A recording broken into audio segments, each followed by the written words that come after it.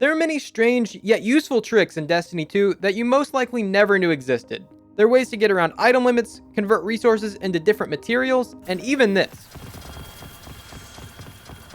So in this video, I've compiled a list of 10 very useful tricks that you can take full advantage of as a solo player. I'm Marshix, and I make Destiny 2 solo guides. If you enjoy, all I ask for is a like down below. And comment if you knew any of these tricks already, or if you know of any others.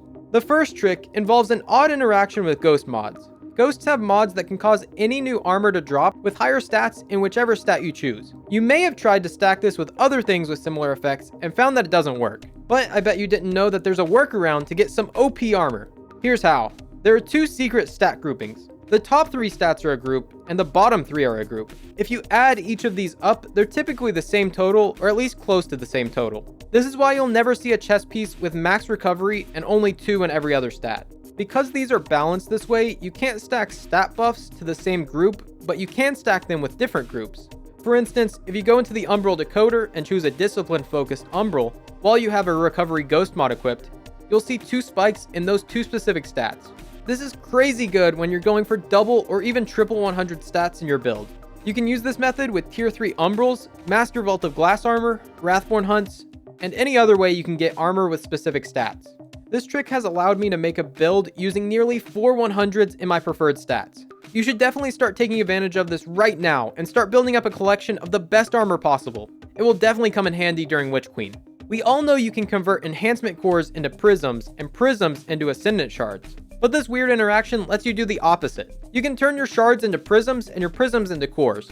But first, this video is sponsored by Raid Shadow Legends. Raid is one of the best mobile games around. It has over 600 powerful champions to collect and more to come. Raid is free to download, so be sure to use my links below in the description to download it for yourself, whether you play on mobile or PC. And Raid has just released its biggest clan boss yet, the Hydra. It has multiple heads, each one a complete boss battle on its own. The head of Blight will poison you, leech you, and protect itself with a poison cloud to make it harder to hit. The head of Torment constantly applies True Fear onto your champions. The head of Mischief skills your buffs and spreads them to all the other heads. The head of Wrath weakens and provokes your team. The head of Decay will heal its allies and make your healing actually lower your HP. And the head of Suffering has a debuff called Pain Link, making your champions take damage whenever they attack it. What I like to do most in Raid is gear up my champions and take down the massive dungeon and clan bosses.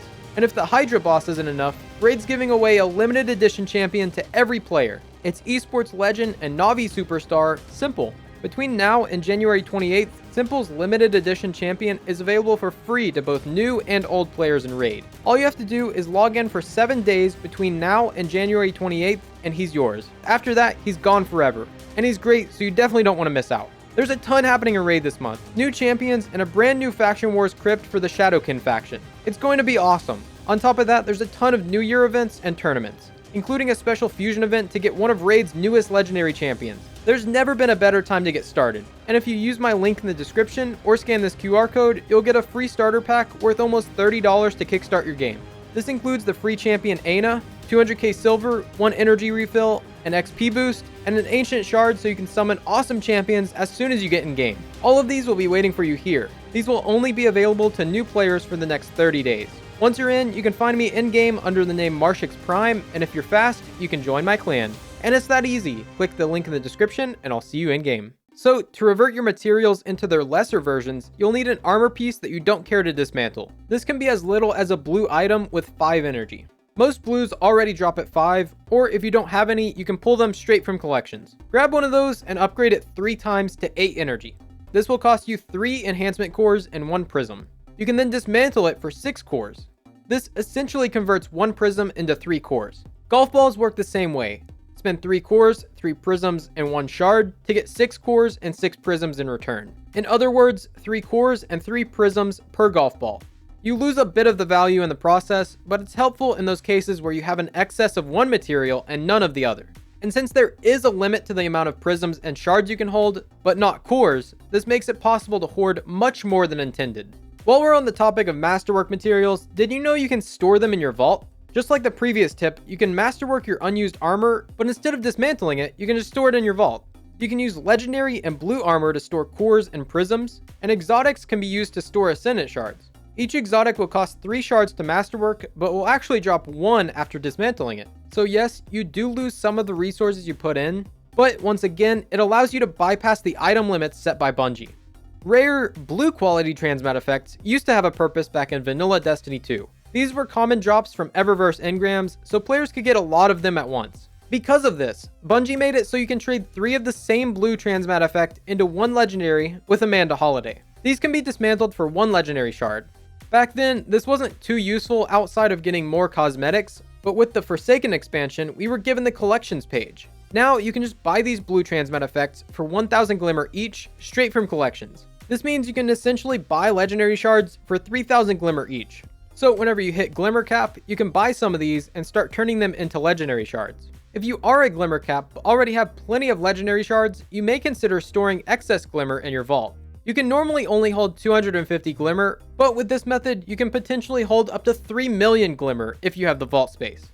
You can do this with one of 2 items. If you have the Zavala's Authority ship from Season 3, you can purchase it from collections for 7,500 glimmer and 5 legendary shards. You can then dismantle it for 5,000 glimmer and get all 5 legendary shards back. You do lose 2,500 glimmer in the process, but you never lose any shards. The exact same thing happens with the other side Sparrow, also from Season 3.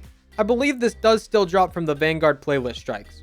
Just stock up on a ton of those and store them in your vault or on your other characters. This method does work with pretty much any ship or Sparrow in the game, but those 2 exotics will give you all your legendary shards back. And with the Tingled Shore going away in Witch Queen, we might not have the spider around to sell us glimmer. You can fire rocket launchers much faster than you think. If you shoot your rocket and let it sit, there will be a short delay, then you'll start reloading automatically. If you instead shoot the rocket and immediately hit your reload button, it will begin reloading right away, and you'll be ready to shoot the next rocket a couple seconds faster. This works with grenade launchers too. It might not seem like much, but during boss fights with short damage windows, getting out an extra rocket or 2 will make a huge difference. And a little secret between us, rocket launchers are going to be the best heavy weapons next season, and I'll leave it at that. Did you know that you can purchase bounties from vendors even if you aren't near them? Well, if you have a smartphone, you can download the free Destiny 2 companion app. On the front page of the app, go to bounties. Make sure you're logged in first, or you might not see this option. You can click on any vendor in this menu and purchase whatever bounties you see. It tells you what the bounty requires and how much glimmer you need to buy it. Your glimmer is sometimes wrong in the app, so if you get an error when you go to grab a bounty, you may need to scroll up to refresh it. If that doesn't work, just close the app and restart. You will need to either be in orbit or in a social space for this to work. This makes grinding bounties for XP so much more efficient, and you can save so much time that you would otherwise spend loading in and out of the tower. Season Pass rewards normally go away at the end of a season, but what if I told you you could grab some items you missed out from a past season? On Bungie.net, you can go to this page where you can claim any gear that you've earned from the previous season, but maybe you forgot to pick up, or maybe something you've unlocked, but you didn't see it at first. Once you're here, you can scroll through and see what you have and haven't unlocked, and at the bottom, it will show you any unclaimed rewards you never picked up. Press claim on any item, and that will be sent to the character you have selected at the top. It will be sent to your postmaster, and you may need to restart your game to get it to show up. I had a hard time finding this page on their website, so I will link it down in the description for your convenience. You usually need to grind gunsmith bounties to get mod components, but a very useful trick that you can use even at the start of the game is another collections exploit. Well, more like a feature only intended for vanilla Destiny 2 that they never bothered to change.